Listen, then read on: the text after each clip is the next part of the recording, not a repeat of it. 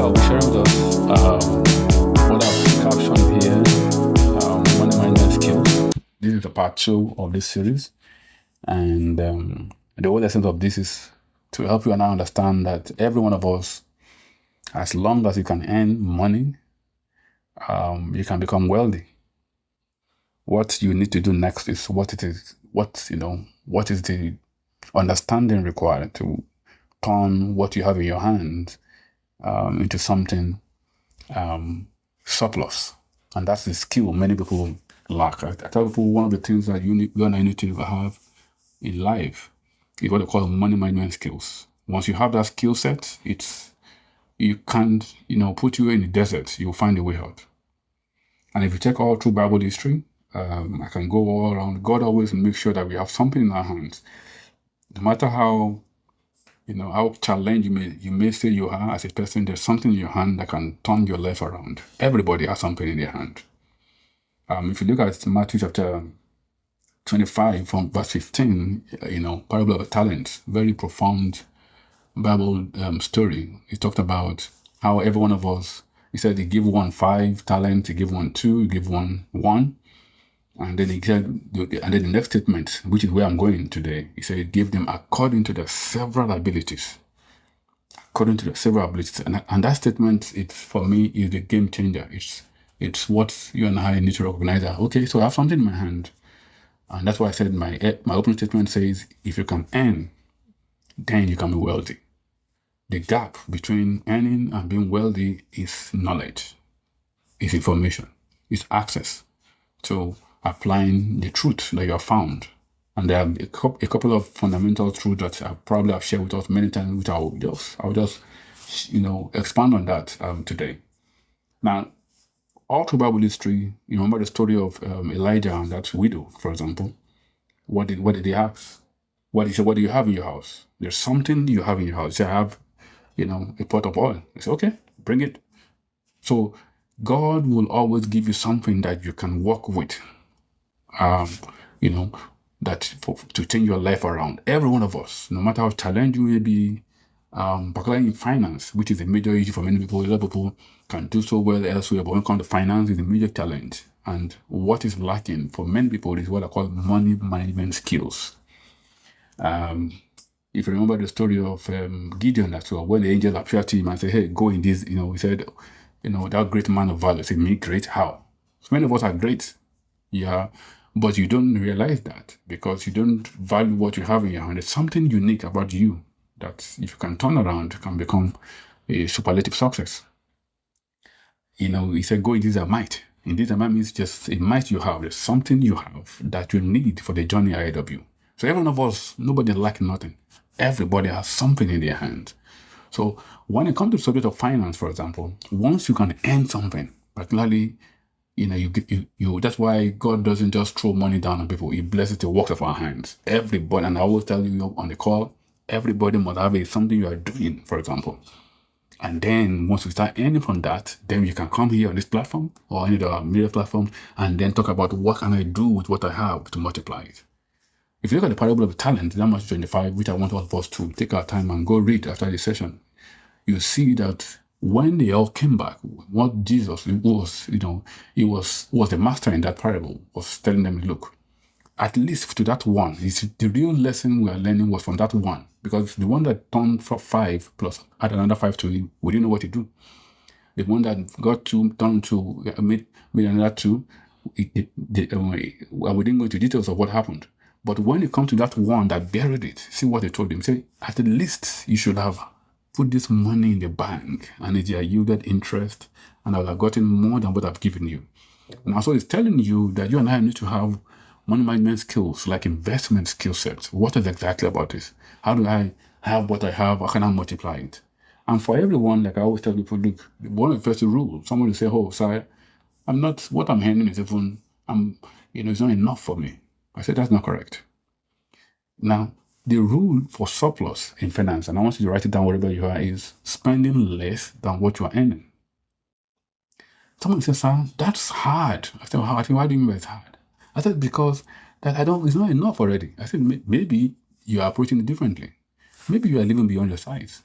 Maybe you are open to wastages. Once you get to a point, one thing I've learned about money, many of you agree with me, is that you only spend what you have. Meaning that if you earn, for example, 20, and you say, I'm earning 10, it's 10 you'll spend. Let everyone fall. Why is that possible? Why is that case? Because you only spend what you have. Now, the discipline to be able to, put something aside is always the challenge. And as long as you don't put your body under subjection, like Paul said, it's going to be a challenge. So number one rule is 2 things or 3 things I've said right now. Number one is, first, you must be earning something. It means you must work. If you're not working, then you're not a candidate.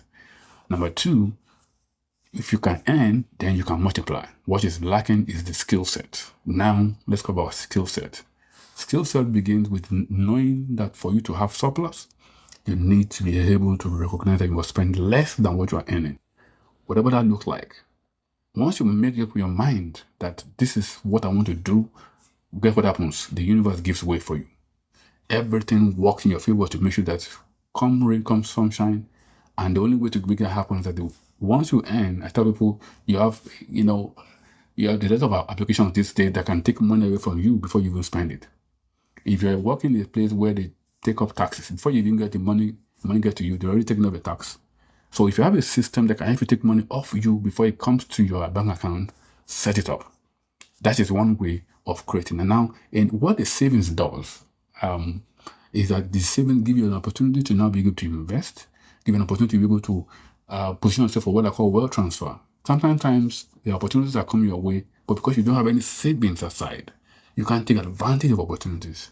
And that's why you see somebody say the rich always gets richer and the poor, you're not careful, will get poorer. Because if you don't have what I call a leverage, a set aside fund, some will call it emergency fund, some people call it savings, whatever that looks like for you, what that fund does for you is give you an opportunity to be able to negotiate and take advantage of opportunities that will come from time to time, particularly this season where a lot of people are struggling when it comes to financial matters. Something that could have cost something so much. Someone can say, how much do you have in your hand?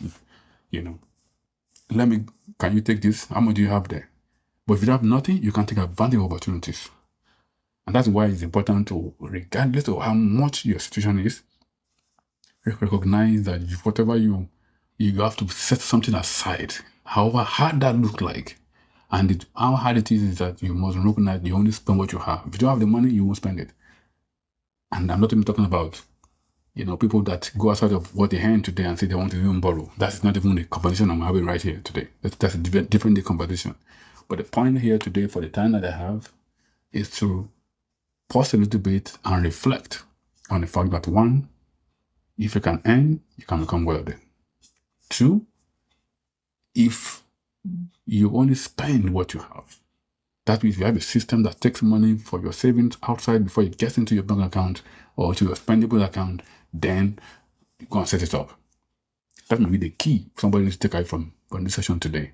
Because what I've said is that the discipline to be able to maintain control, to be able to address people that will always call you at the end of the month when they think you have money, is to make sure that the money that comes to your hand is not the money that you can dip in. You can now say, let me finish all my expenses before I think of savings. No, that won't work that way. You will never get to that point. It has to leave your account first before you talk of spending them.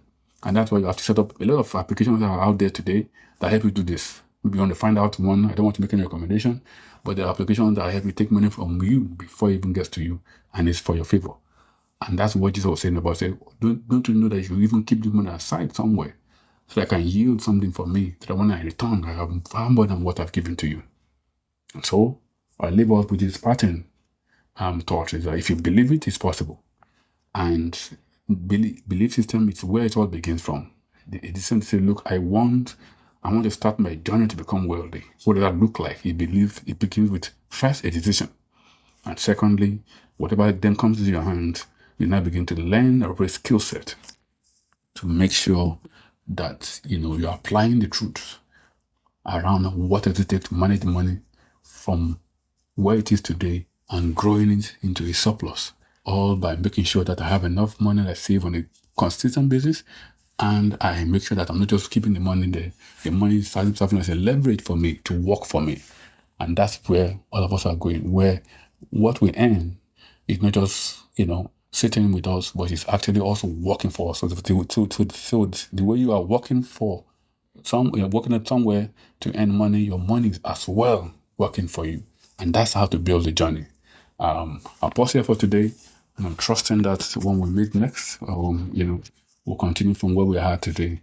But my prayer, as always, is that the grace and the discipline required to live, to put our